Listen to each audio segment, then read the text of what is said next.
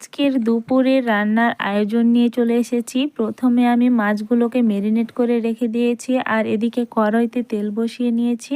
এখন আমি মাছগুলোকে ভেজে নেব। আর এদিকে আমি মাছগুলোকে ভেজে নেওয়ার জন্য শিলপাটায় মশলা করে নেব, তাই আমি শিলপাটায় মশলা বেটে নিয়েছি। আসসালামু আলাইকুম এভরিওয়ান, সবাই কেমন আছেন? আশা করি অনেক অনেক ভালো আছেন। সাথে আমিও ভালো আছি আপনাদের দোয়ায়। আর এই যে দেখুন, আমি মাছ ভাজা হয়ে গেলে আমি মাছ দিয়ে ভাত খাওয়ার জন্য কিন্তু রেডি করে নিয়েছি। আর আমি ভাজা মাছ দিয়ে ভাত খেতে ভীষণ পছন্দ করি। আর এদিকে আমার মশলাটা কষানো শুরু করে দিয়েছি। আমি কিন্তু মাছ আর বেগুন রান্না করব, তাই বেগুন কেটে রেখে দিয়েছি। আর এদিকে আমি পরিমাণ মতো হালকা পানি দিয়ে দিয়েছি। এখন আমার পানিতে বলক চলে এসেছে, তাই আমি দুইবারে বেগুনগুলো দিয়ে দিব। আর বেগুনগুলো দুই বলক ফুটে গেলে আমি কিন্তু মাছ দিয়ে দিব। আর এইভাবে মাছ রান্না করলে কিন্তু বেগুন আর মাছ খেতে ভীষণ ভালো লাগে। এখন আমি ঢাকনা দিয়ে ঢেকে দিব কিছুক্ষণের জন্য। দেখুন, পরে আমি কাঁচামরিচ আর ধনে কুচি দিয়ে দিব ফ্লেভারের জন্য। মাশাল্লাহ, আমার রান্নাটা কিন্তু অসম্ভব সুন্দর হয়েছে, খেতে কিন্তু অনেক মজা হয়েছে। আর এইদিকে আমি রান্না করব।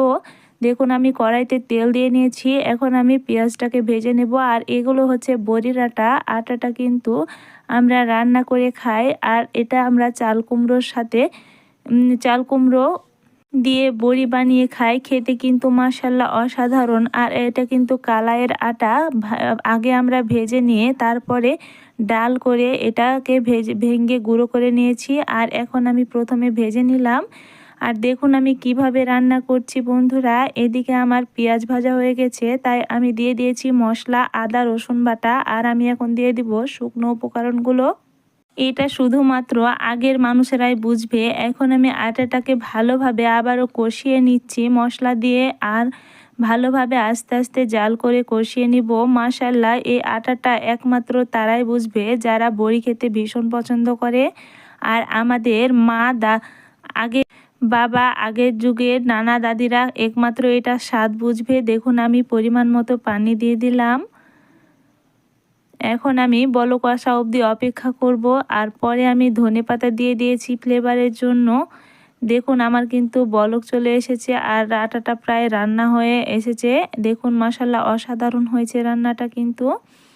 এখন আমার ভাত পরিবেশনের পালা। এখন আমি ভাত খাবো, তাই ভাত নিয়ে নিয়েছি প্লেটে। মাশাল্লাহ, আমার রান্নাটা কিন্তু ভীষণ ভালো হয়েছে আজকে। আর আপনাদের কাছে কেমন লাগলো অবশ্যই কমেন্টে জানাবেন।